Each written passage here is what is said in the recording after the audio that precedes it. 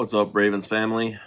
I just wanted to get on here, and I was gonna make a second video about who I thought my top 5 or top 3 head coaching candidates were going to be, but we got some news this evening. My top 3 would have been Kubiak, Brian Flores, and Minter in that order. Brian Flores looks like he's staying in Minnesota. I mean, I guess he could still take a head coaching job if it's, works for him and the offer is better. But just the fact that he was willing to get a deal done so soon and put it out to the public tells me that it's going to have to be a pretty good offer for him to not, for him to leave Minnesota and, carry on.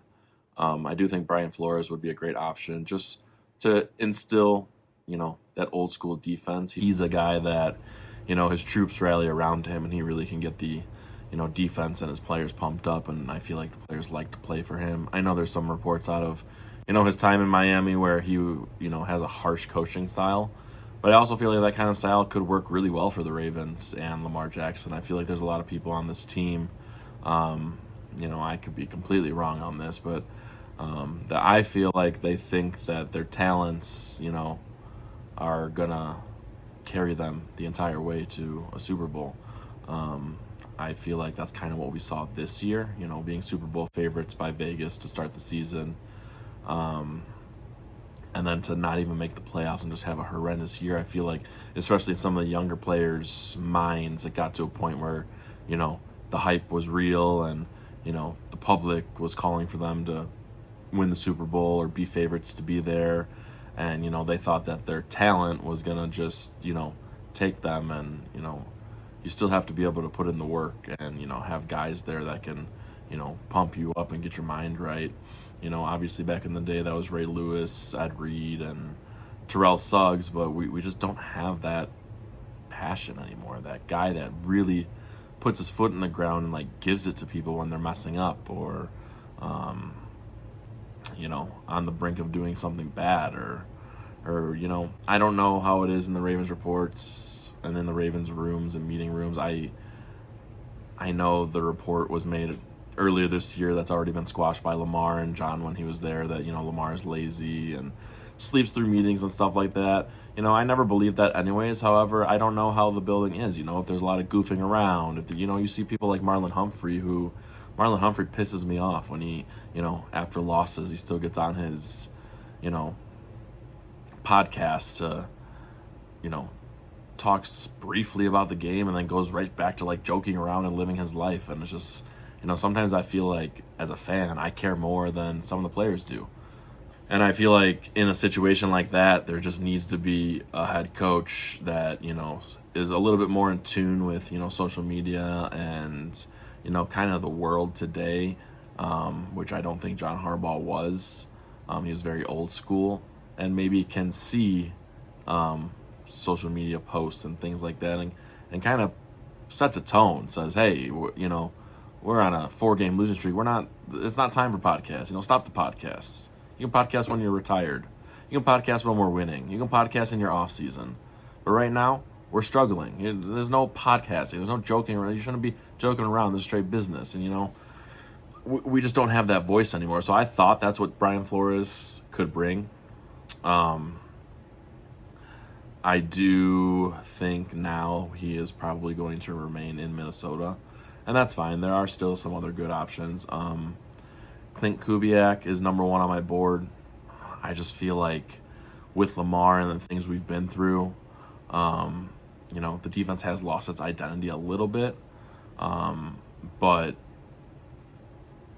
I just feel in such an offensive league, it sucks having offensive coordinators do good things and then, the next team next year wants to hire them as head coaches. Whereas if we were to get an offensive-minded coach, he's not going to be plucked for another offensive job next year or 2 years from now. So there's some continuity that Lamar can form with an offensive-minded head coach. And that way you're just bringing in offensive coordinators who are essentially relaying, the head coach's offense to the players. Not so much, a defensive-minded coach who's relying on the offensive coordinator to make all these calls. And then, like I said, they get plucked in a couple of years after that. They have a good year. So that's why I was aiming Kubiak. I know Jesse Minter is in the building today.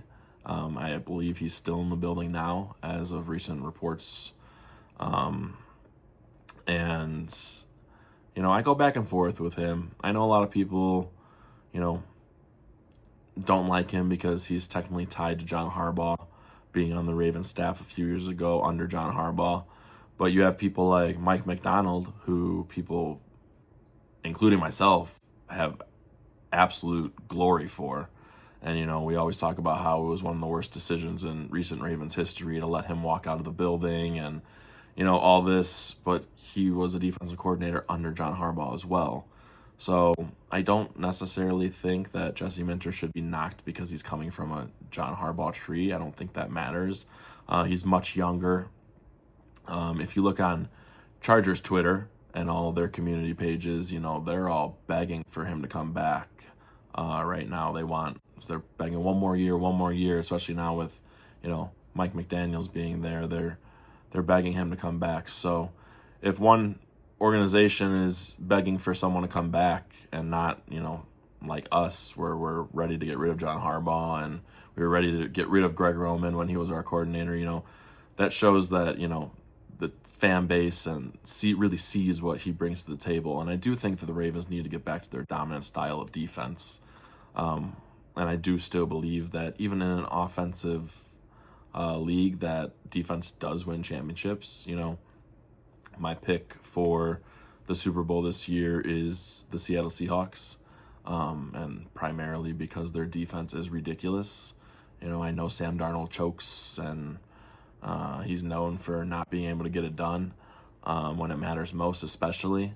But I don't even think Sam Darnold has to play great. I think he could turn the ball over once or twice, and they're still going to just absolutely murder anybody because of that defense. I think defense is still the way to go. I know that kind of contradicts what I just said about having a head coach be offensive-minded and, the continuity with Lamar. But, we're at a weird place in Ravens football right now where, honestly, we need a better offensive coordinator, but we also are struggling on defense, and that's always been our identity. So Jesse Minter is very interesting to me, and I actually don't mind him coming in. I'd be very interested to see if the Ravens get a contract done tonight, and we have breaking news, any minute. I have Twitter open here just so I can keep an eye on it. I don't see anything yet, but the problem with him is he does have other options and he has other teams that are interested in him. So, I'm curious to see if they're waiting to see Klint Kubiak, next week or the following week, whenever he's available to interview, if they're willing to take that risk, or if they're just going to say, what, let's hire Minter, he's one of our top options, let's go. There's been a lot of rumors.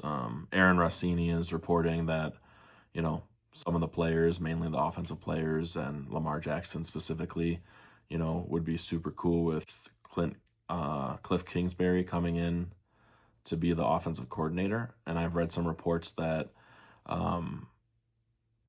Jesse Minter, in fact, would be bringing Kingsbury with him wherever he goes for his offensive coordinator position. There's a lot of, pushback for that as well, but I do think Cliff is an excellent offensive mind. I think people really don't give him the credit that he deserves. I mean, he did great things with Kyler Murray, and we see since he's been gone what Kyler Murray has been. I mean, he's had health issues and not being able to stay on the field, but he just also hasn't been great. He did awesome. He took that team to the playoffs with Kyler Murray, and since then, the Cardinals are a laughable organization. And then he comes over to Washington, and whether people want to say, oh, it was a fluke, it was, lucky, it was this and that, he still brought a rookie quarterback in Jaden Daniels all the way to the NFC Championship game as an offensive coordinator. I think he's an awesome offensive coordinator. I don't have any questions in the schemes that he puts out. I think his schemes are awesome. Um, the biggest thing that I would bring up is how he's going to connect with Lamar. I think regardless of the head coach, whether if the head coach is a defensive minded head coach, the connection between Lamar doesn't need to be perfect.